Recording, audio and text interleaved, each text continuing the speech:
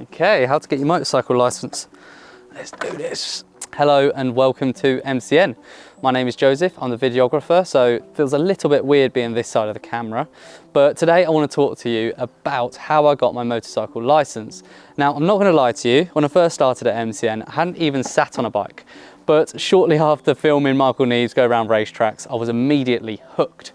Now, when I first started to do my research, I was initially very confused, as I know a lot of people are, because it's not as simple as the car license structure.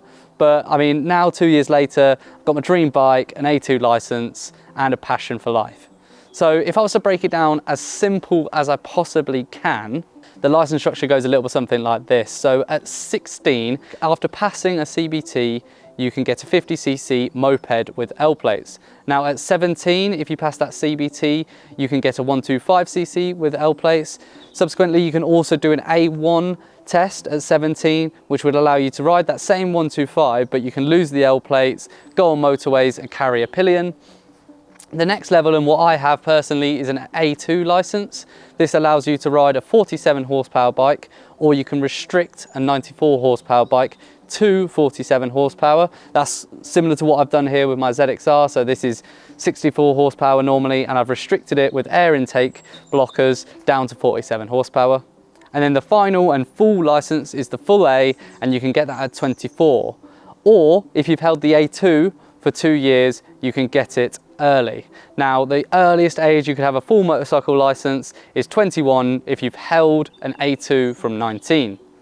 Like I say, I'm still working my way through the license structure myself. I don't know it perfectly, and that is probably about as simple as I can say it. But if you want more details, please go to the gov.uk website. I think it's the DVSA section, and that will help you see where your next move is. So like I mentioned, I started here at MCN 2 years ago when I was 21, and my first step was doing that CBT. Now that stands for Compulsory Basic Training, and to put it as simple as possible, it's a one-day super fun course. There's nothing to worry about. You get given a bike, all the gear, it costs about 150 quid, and by the end of it, you'll be able to buy either a 125 if you're over 17, or if you're 17 or over, you can buy a 125, or if you're 16, then you're stuck on a 50cc moped. So I bought myself a 125, which was a Yamaha YBR, and I basically had that for a couple of months just to kind of feel comfortable, get used to what it's like riding on a bike and get used to what it's like on the roads. After a couple of months on my 125, I was ready for my A2 test, but it's a little bit more complicated. So for this, you have to have done a theory test prior. The theory test is exactly the same as the car theory test. It's multiple choice and hazard perception. It's on a computer, and after that you can ready to be trained for your A2 or full A, depending on your age. I did all of my training with the BMW Rookie2Rider course, where you could go from never riding a bike to all the way to a full license, all within 7 days. It's probably the best option. You've got 2-to-1 tuition for it. They pay for the fuel, test fees, insurance. They also give you all the gear. And there's a couple of extra things like a A2 to full A license upgrade course and a pass guarantee. So yeah, it's definitely worth checking them guys out. Another thing that's unique to that course is what's called a rolling road, which is essentially a bike on a treadmill with stabilizers, which allows you to kind of practice the feather in the clutch, using the throttle, changing gears without having to worry about the balancing if you've never ridden a bike before. First part of the course was in the classroom, just kind of going over simple riding techniques and what we're going to be getting into. Then after that, it was onto the practice area, and that's where you train for Module 1. Now, Module 1 is the first part of the test for either the A2 or full A. The only thing that changes when you do a full A or an A2 test is the power bike you're on. I think there's only like a 20 horsepower difference. But the Module 1 is all about the cones and slow speed maneuvers.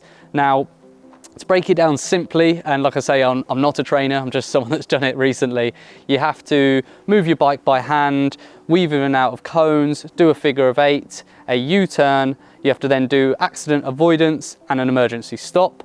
It's all about kind of pretending you're in a real life situation and doing a U-turn, so you still have to check over your shoulder and stuff like that. But the test only takes 15 to 20 minutes. There's no time limit, so just relax and listen to what the instructor says.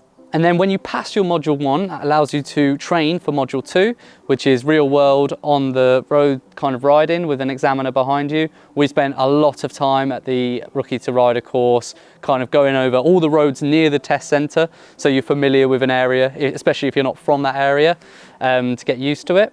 And then when it comes to the actual test, you first have to demonstrate reading a number plate from a certain distance away and then answering a show me, tell me question.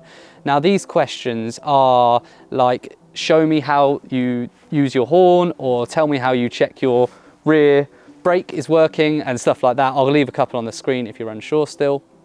And then once you've completed those, you're out on the road with the examiner. And if I'm honest, I think module 2 is a lot easier than module 1, because module 1's already got you used to having an examiner watching you, so you feel you have that a little bit more confidence, and you know that feeling of what it's like to have people watch you while you're riding. The first half of the module 2 test is spent you following his instructions. So just coming up to a junction, he'll tell you we're going left at the next junction. And then the second half is independent riding. Now this is follow signs to city centre. It's always something very obvious, very well signposted, so I wouldn't worry too much about it. And also, like I did with the BMW school, just get really familiar with all the roads around the test centre and you should breeze through it. After that, you'll have passed, and for me that was honestly one of the best feelings ever. I knew that that was going to allow me to upgrade from my 125, get my dream bike, do track days, travel around the UK, and now test bikes for MCN. Like I mentioned all the way through this, I'm not a trainer, I'm just someone that's gone through it recently. So if you've got any more questions, I really enjoyed my time at the BMW Rookie2Rider schools, so I'd suggest giving them guys a call. They know exactly what they're on about. And if you've got any simple questions, leave them in the comment section and I'll try my best to answer every single one of them, and best of luck.